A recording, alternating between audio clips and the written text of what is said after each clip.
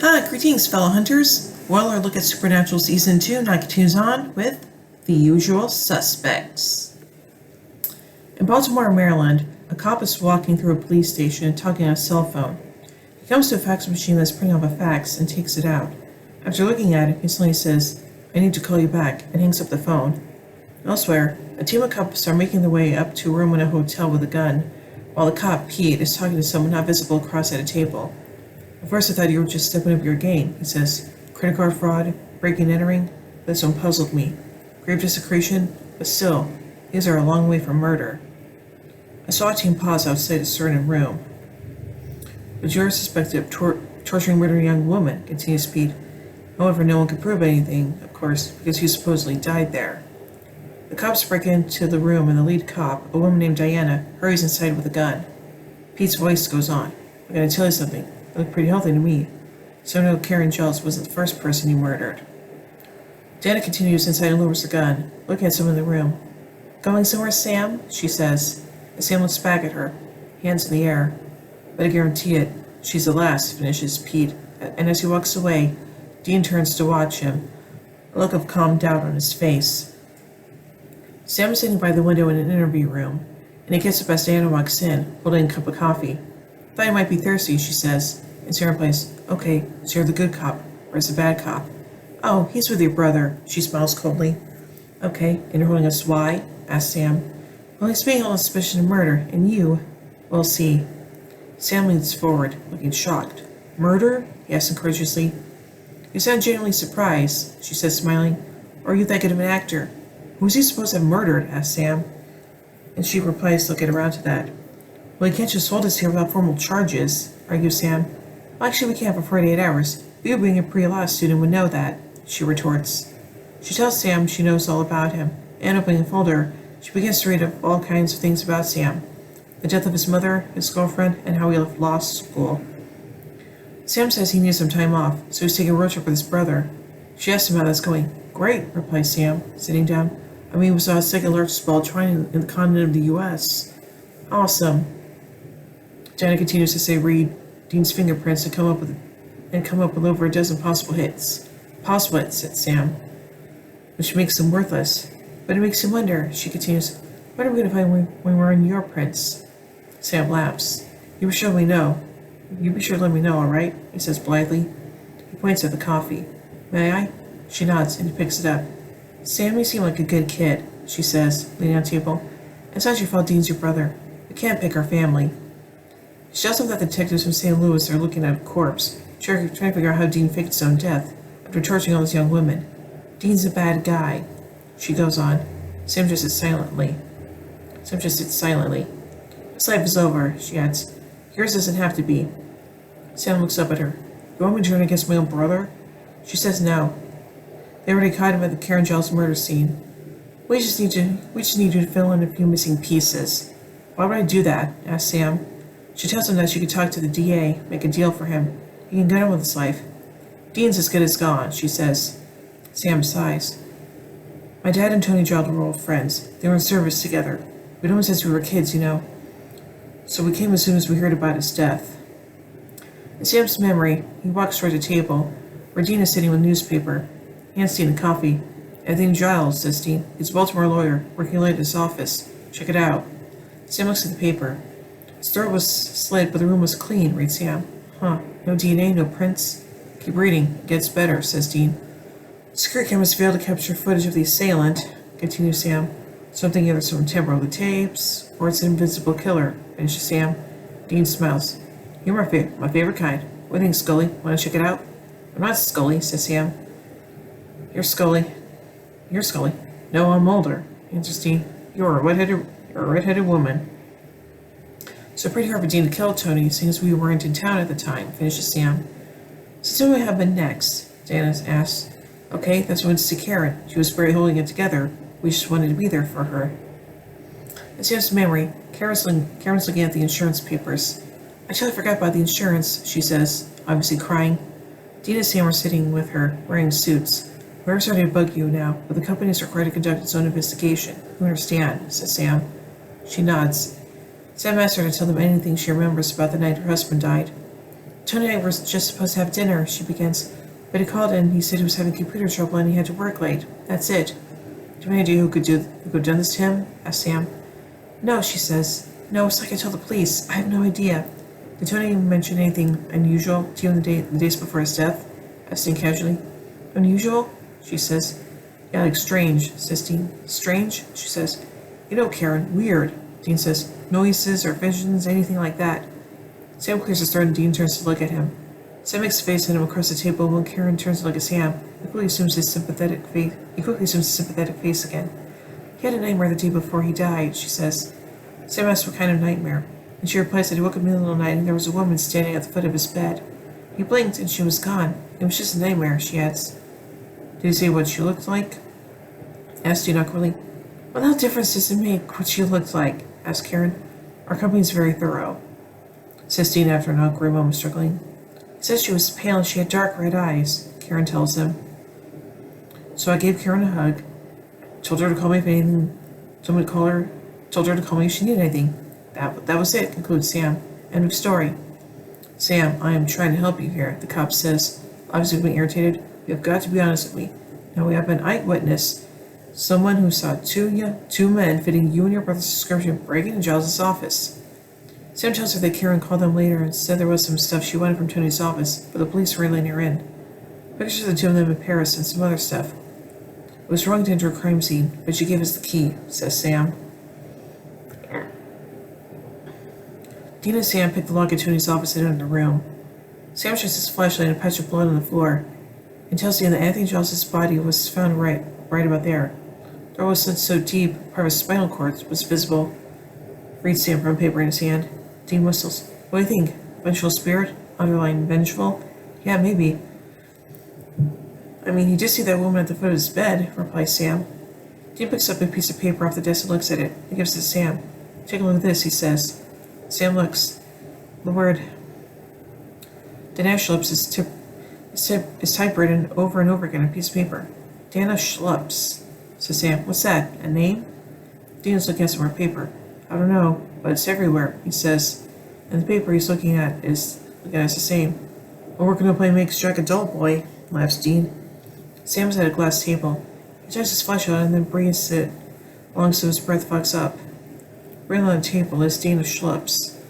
Wow, says Sam. As if we should cross over into weird. Who Giles knew her, says Dean. It's the name of our pale red-eyed mystery girl, guesses Sam. Well, says Dean, taking a file. Let's see what we can see. Quite a while later, Dean throws out the papers he's looking at and says, there's not a single mention of a Dana Schlups anywhere. Sam's sitting at the computer on Tony's desk. There's not a D. Schlups, or any kind of freaking Schlups. Adds Dean, obviously frustrated. What have we got? He asked Sam. Nothing. No Dana Schlups. It's never lived or died in Baltimore in the last 50 years, at least. So what now? Asked Dean. Sam replies that he's pretty close to cracking Giles' password, so maybe there's something in his personal files. Like close, you mean? Asked Dean. 30 minutes, maybe? Replies Sam. Dean looks at his watch. Awesome, he says, and then walks over to desk and sits down. So I just get to hang out. He watches Sam for a few seconds and then gets bored immediately and begins making noises with his mouth. Dude, seriously, says Sam. And Dean stands up. So he's going to talk to Karen again and finds out if he knows anything about this Dana Schlups. Great, says Sam. And Dean flicks the flashlight on up at him. Keep going, Sparky. And Dean went back to Karen's place to check up on her, says Sam. I mean, she had been pretty upset earlier. So why did you go with him? Asked Diana. I just went back to the motel, says Sam.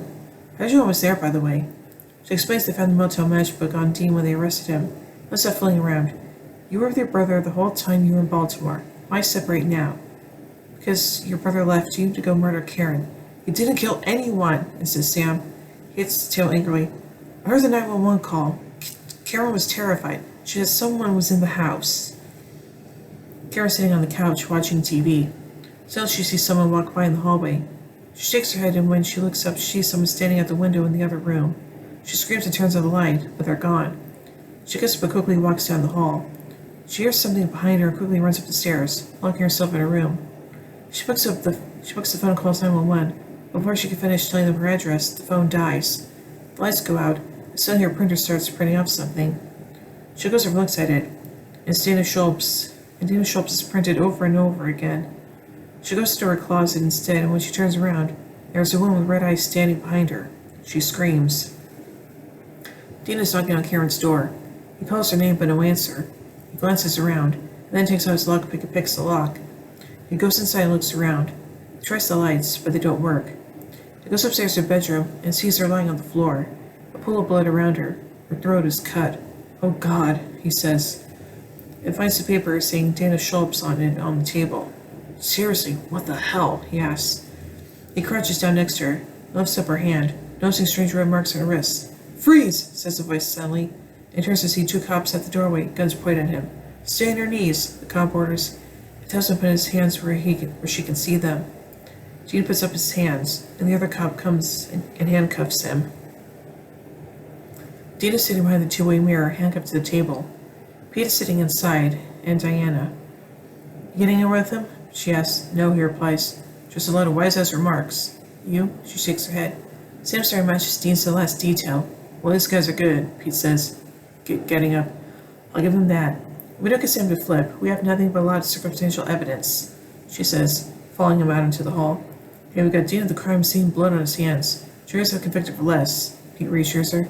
"Yeah, but I mean, where's the murder weapon?" she asks. "What's the motive?" "You talk about reasonable doubt." "Diana," says Pete, turning to her. He touches her face. "Do you have reasonable doubt?" He quickly takes his hand away as another cop walks by. "We can bleed on these guys. One of them will tumble.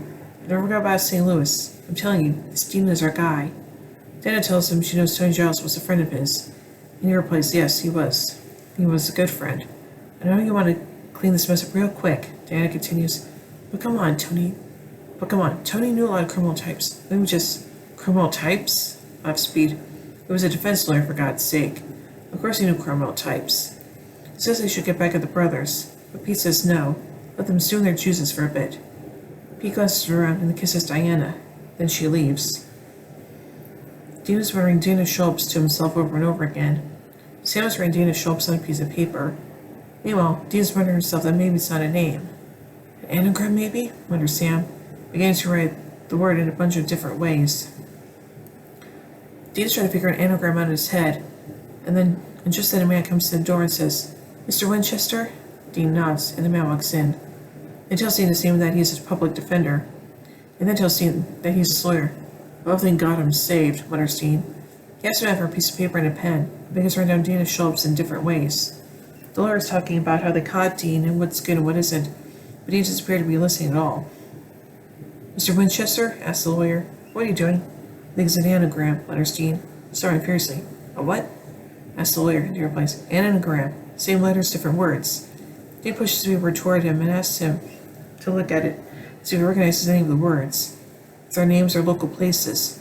They're asking him if he realizes how serious these charges are, and Dean laughs. "I don't come to a table. Yeah, I get it. Humor me," he says. The man comes up with Ashland, which is the name of a local street not far from here. The lawyer begins to get back to the case. Dean asks him if he can get in to see his brother. "Mr. Winchester, you could be facing a death penalty here," says the lawyer. Dean looks up at him. "Thanks for the law review, Matlock. If you want to help me, I need you to see my brother." He holds out the paper to the lawyer. Dan is sitting at her computer, typing up the case report. Suddenly, Dana Schultz starts appearing over and over again on her screen. She presses a few keys trying to stop it, but it continues. Then suddenly it's gone, like it was never there at all. She glances around. Sam's looking at the note Dean wrote for him. It says, "Hiltz. It's a street, Ashland, McQueen." "I hope that was meaningful," says the lawyer. "I'd like you to discuss your case now." So much as the chair in front of him. "Sure thing, Matlock." "You two really are brothers, aren't you?" says the lawyer, taking a seat. Just as he's beginning to talk, Dan opens the door. "We need you with the other one," she says to the lawyer. A bunch of people set up a camera in front of Dean. Dan and the lawyer walk in. "Counselor," says Pete, "your boy decided to confess." The lawyer tells Dean he advises against that strongly, but Dean didn't say anything. Pete tells him to talk directly into the camera and start by stating his name for the record. "My name is Dean Winchester," begins Dean at the camera. "I'm Aquarius. I enjoy sunsets, long walks on the beach, and frisky women. I did not kill anyone. I know who did, or what did. Of course I can't say for sure, because our investigation was interrupted. But our working theory is that we're looking for some sort of vengeful spirit." "Excuse me?" says Dan from the inside. "No, Casper, the bloodthirsty ghost? Says Dean. Tony Giles sighed. I bet you cash money Karen did too. What's interesting is the word he leaves behind. For some reason, it's trying to tell us something, but communicating across the veil, it ain't easy. Sometimes the spirits, they get things jumbled. You remember Red Drum? Same concept. It can be word fragments. Other times it's an anagram. He both had the piece of paper from inside his jacket. Then around Dana Schultz in all the different ways. See, first we thought this was the name, Dana Schultz. Diana's looking in shock at the word in the paper, but now we think it's the street, Ashland. Whatever's going on, I bet it started there. He smiles. You arrogant bastard, says Pete. Tony and Karen are good people, and you're making jokes. I'm joking, Paunch, replies Dean. Pete walks around the table toward him. You wear them in cold blood just like that girl in St. Louis, Pete says heatedly. Oh yeah, that was me. That was a shapeshifter creature that only looked like me. Dean says into the camera, smiling. Pete yanks Dean off the chair and shoves him against the wall. Dan yells at him, That's enough! You guys are the truth, says Dean. Pete lets him go and starts to leave, telling them to lock him up as he goes. Dan and Pete go into the room to find Sam gone. Where is he? Asks Pete, looking out the window. Janet finds the paper on the desk that Dean wrote for him. These two guys, she says in an exasperated but amused manner. Pete looks at the note. Hilton McQueen. What's that? He asks. Hilton is Steve McQueen's character in The Great Escape, Diana explains. Diana walks to the brush room and tries the lights, but they only flicker. Suddenly, all the taps are running hot water, fogging up the mirrors. Diana turns to see Dana Schultz slowly being spelled out in the mirror. She wipes away with her hand, only sees the reflection of a woman with a slit throat in the mirror. She turns around and the woman comes closer, making odd noises like she's trying to speak, but can't. Diana comes into the interrogation room where Dean is sitting. Dean rubs his eyes and asks, Can I make this quick? I'm a little tired. It's been a long day, you know, with your partner assaulting me and all. I want to know more about that stuff you talked about earlier. Dan says, Time Life Mysteries of the Unknown? Look it up, replies Dean. Let's pretend for the moment, begs Diana. You're not entirely insane. What will these things be doing here? Vengeful spirit? Dean asks. Diana nods. Well, they're created by violent deaths, and they come back for a reason, usually a nasty one, with revenge on the people that hurt them. These spirits, they're capable of killing people? Asks Diana, with her hand to rub her neck. Dean smiles and stops. Where'd you get that? He asks Cindy. Diana slowly lowers her hand and pulls up her sleeve, and there are marks on her wrists, just the ones that Karen had on hers. I don't know, she says. I wasn't there before. You've seen it, haven't you? The spirit, says Dean. Dean says. How'd you know? Asks Diana. Because Karen has seen bruises on her wrists, says Dean. I only bet if you look at Giles' autopsy photos, he's got them too. Something to do with spirit. I don't know what. Diana turns away. I know, says Dean. I think you're going crazy. Let's skip that part, shall we? Because the last two people saw the same day pretty soon after. You hear me? Diana looks up at him. Diana looks at him. You think I'm going to die? You need to go to Sam, says Dean. He'll help. You giving your brother up? Asks Diana. Go to the first motel listed in the Yellow Pages. Look for Jim Rockford. So he finds we're separated. You can arrest him if you want. We can let him save your life. Sam against the papers when he hears a knock at the door. He opens to see Diana standing outside. Looks at her wrists. Asks her if the bruises showed up after she saw it. She says yes. Sam asks her to tell him exactly what she saw. You know I must be losing my mind, she says. You're a fugitive. I should be arresting you. Sam tells her she can arrest him later, after she lives through this, but right now she has to talk to him. Sam asks her what the spirit looked like. Dad tells him the exact description that Karen gave, except she also asks that her throat was cut. She says that it appeared she was trying to talk to her, but she couldn't. There was just a lot of blood, she says. You know what, here, says Sam. She has her towards the table. The burgers says every girl who ever died or gone missing from Ashland Street. How'd you get those? Those are from crime scenes debunking photos. Then asks as he hands her some pictures. You have your job, I have mine, shrugs Sam. She looks at the photos and finds one girl that she recognizes. This is her, she says. I'm sure of it. She has a picture of a blonde girl. Claire Becker, 28 years old. Disappeared 8 or 9 months ago, says Sam. I don't even know her, says Diana. Why would she come after me? Well, before her death, she was arrested twice, says Sam, for dealing heroin. You ever narcotics? Well, yeah, Pete and I did, says Diana. But for homicide. You ever bust her? Asks Sam. I don't remember, says Diana. Sam reads off a bit more of that report. Apparently, police never found her body. So we're going to check it out, see if we can find her body, says Sam. What? Asks Diana. We have sold and burn her bones, says Sam. swept up her spirit to rest. Of course it is, Diana says Diana resignedly. Sam and Diana are in an abandoned building that Claire was last seen entering. She asks him what they're looking for, and tells her he'll let her know when they find it. Diana and Sam split up, and Diana hears something behind her as he walks. She turns around and sees Claire. She starts coming toward Diana, reaching out. Diana's for Sam when he comes. By the time he arrives, Claire is gone. She was over there by the window, says Diana, and the pair move aside a shelf to get to the window. On the other side of the window is written Ashland, and underneath is only part of a word, sup. A mystery word, says Diana. Sam takes his EMF meter and, I've explained to Diana, picks up a signal from inside a wall. It breaks it with a crowbar. He says he can definitely see something inside. As he continues breaking in the wall, he says, "You know, this is bothering me." "Well, you are digging up a corpse," says Diana. Sam says, No, not that. That's us. Pretty part of the course, actually." "Then what?" asks Diana. "It's just, no vengeful spirit of Vertussa would want it to be wasted. So why the hell would Claire lead us to her remains? Doesn't make any sense." Diana and Sam lift out the body, which is in a bag. Sam cuts the rope, tying it and unwraps it. They dig out Claire's body inside, and Diana sees that her wrists are tied. Sam agrees that her wrists would be bruised just like Diana's. Diana finds a necklace on the girl. Diana says that she has seen one like this. They're very rare. They're custom made over on Carson Street.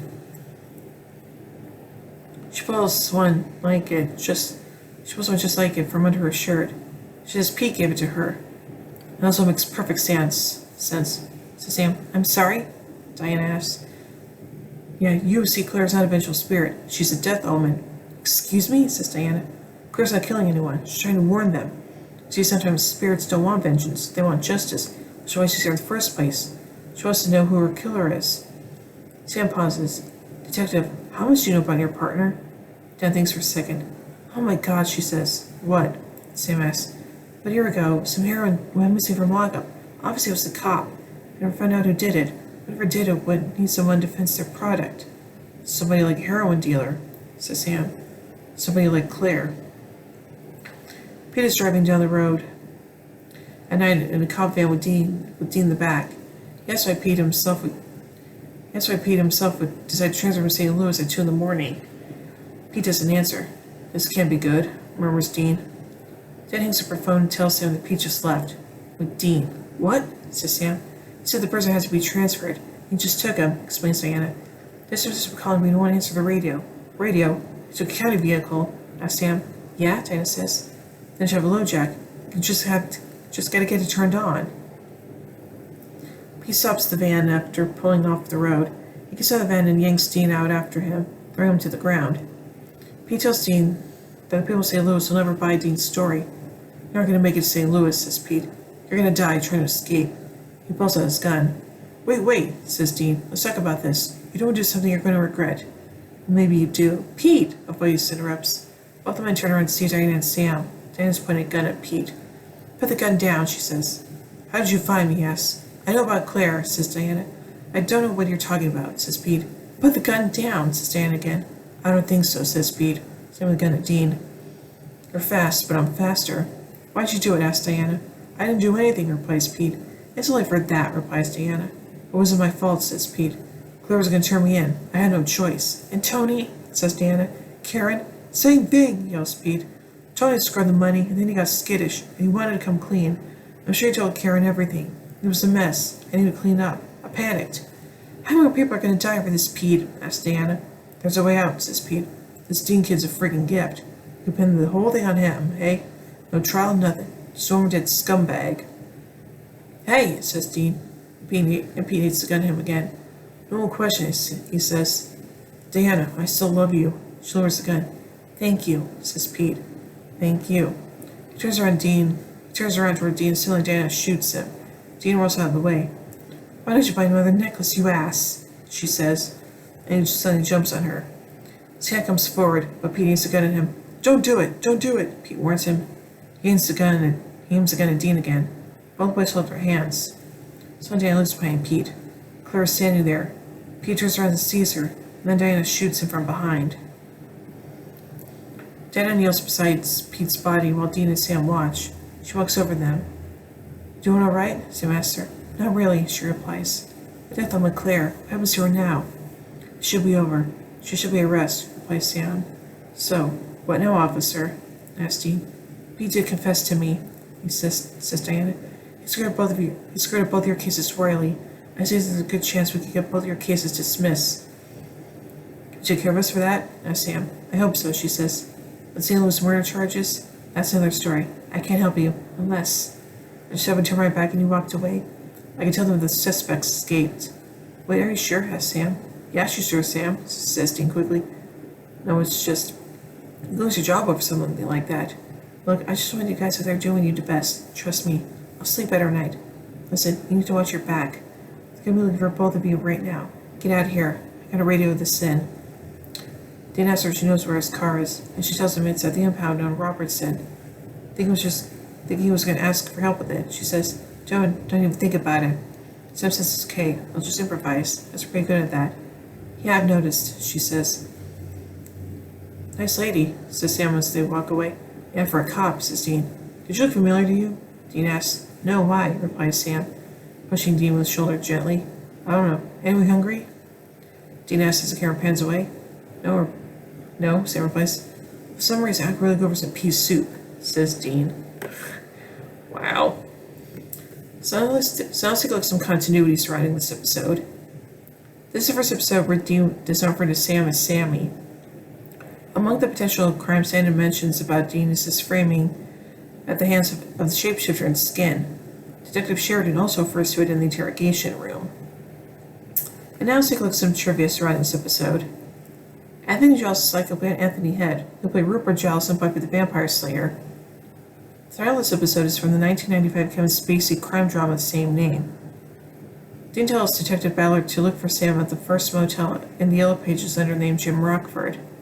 Jim Rockford is lead character in the 1970s detective show The Rockford Files. At the end, when Dean and Sam were walking away, Dean says, Did she look familiar to you? No, why? Replies Sam. I don't know, Dean muses. Anyways, you hungry? Man, for some reason I could really go for some pea soup. Linda Blair, who portrayed Detective Diana Ballard in the episode, played Regan in The Exorcist, and her involvement resembled split pea soup. The CW's official summary for this episode has an error where close parentheses is missing between Blair and where the words have been joined together.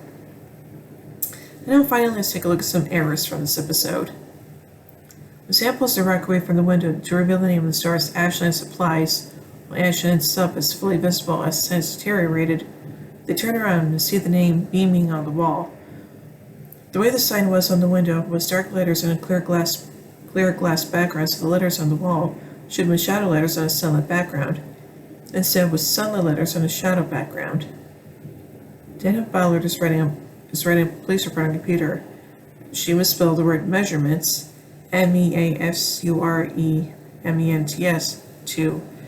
measurements. Dean sort of mentions he could be facing the death penalty. However, Maryland does not have the death penalty, although Missouri, where the shapeshifter framed Dean for murder in the season 1 episode Skin, does. And there are several mentions of the possibility of extradition, including the build-up to the final showdown at the end of the episode. So overall, I think this episode is kind of interesting, and I do like the fact that it's not a shapeshifter we're dealing with again, but instead of death omens, so there's that. So overall, I give The Usual Suspects 4 Impalas out of 5. Well, anyway, tune in as we take a look at the next episode, Crossroad Blues. So, until then, carry on, my wayward sons and daughters.